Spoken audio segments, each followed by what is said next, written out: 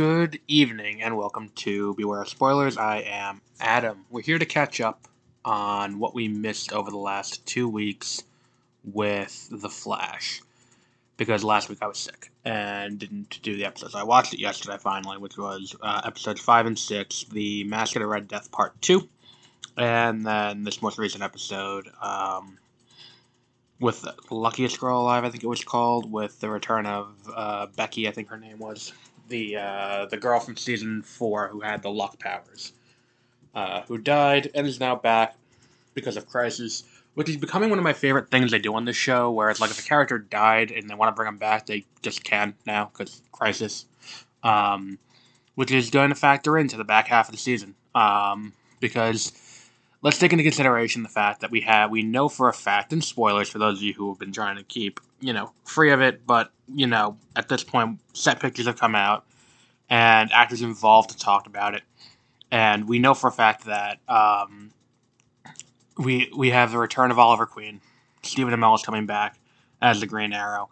We know that Rick Cosnett will be coming back as Eddie, and presumably as Cobalt Blue, finally, which has been something that people have been speculating about since Season 1. And then we also know that Tom Cavanaugh will be coming back as Eobard Thawne. So that's something else in factor in. Before we get into that, let's talk about the first episode where we dispatch the Red Death issue. And one of the things I really like about this is that this isn't a thing where we drag these out for an entire season anymore. I think they learned their lesson from season 5, where we got to the midway point, and they were supposed to be able to dispatch Cicada, and it just didn't work because the plot needed to go on. I think that doing these little modular things where it's like we're gonna address it, we're gonna do like 5 episodes, we're gonna have the entire plot line resolved within that time period, and then we're going to move on. I think that better services the entire story, because then you're not focused on dragging it out and coming up with what would amount to filler, which has been a common talking point between like Mando and Bad Batch and what was the other one? The Last of Us, which just ended, was this idea of what is and what isn't filler. And I think that you run that risk, especially with a longer season. But I think that paring it down to 13 episodes, and then within that 13 episodes doing a season, then a few intervening episodes, and then another, like, not season, but like another arc, is probably the best way to handle it. And I think wrapping up the Red Death here worked pretty well, and for someone who hasn't watched Batwoman since like halfway through season 1, I think it really worked even for me, having Ryan Wilder come in. And I think it does address the fact that like these two characters have never met before, and I think that they addressed that pretty well. I think that worked out in the show's favor. I also think that there's a little parallel that I didn't see really called out, but this felt a lot like the final confrontation between Barry and Thawne in the penultimate episode of season 1, where Barry has help from Oliver, who comes in, and that's, the line that gets memed to death, where he comes in, he shoots the arrow at Thawne, and it gets in his leg, and Thawne loses his speed, and he's like, nanites, courtesy of Ray Palmer. They're taking your speed, you won't be going anywhere, or whatever the fuck the line is. But, like, that whole thing is kind of mirrored here, where she comes in, hits her with the Batarang, and it's like, oh, the Batarang has nanites from Wayne Tech that are going to neutralize your speed for a little bit, so we can have a little bit of an easy fight. And getting her to fight herself was kind of interesting. Again, I don't think it's the most emotional resolution to the arc, especially if you're not someone who also watched Batwoman, especially considering Ryan Wilder didn't factor into the plot up until this point, which is a little weird considering they could have had her factor in from the beginning. If the rogues that she used were rogues from Batwoman, they could have made this a more concrete crossover. And I think that would have better serviced this story. And I think it would have assuaged a lot of my issues that I had with season 1.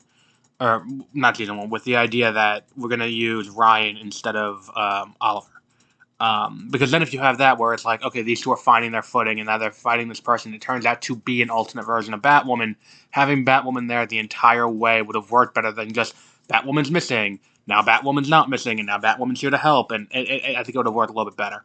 Um, yeah, I think that's kind of my only real thing with that. It's a shame that Chilbane's not dead. I think his character has run its course.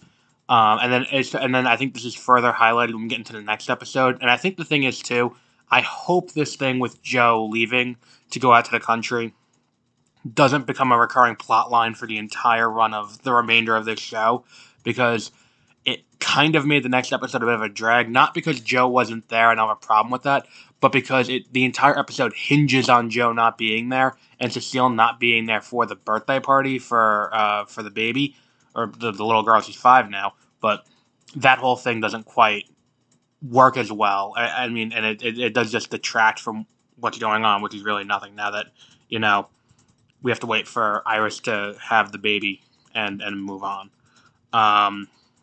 What else was there? Yeah, that second episode I think was a weaker one, episode 6, where it's like, I think bringing Becky Sharp back was not a terrible idea. I think going with the Luck angle wasn't a terrible idea either. It does make for some interesting television, and I think that letting the B team kind of handle the problem isn't necessarily bad. It's just, I think the problem is this team hasn't gotten the chance to shine the way Cisco and Caitlyn did whenever they did this kind of thing in the early seasons when it was Cisco and Caitlyn. That's kind of the big issue I have.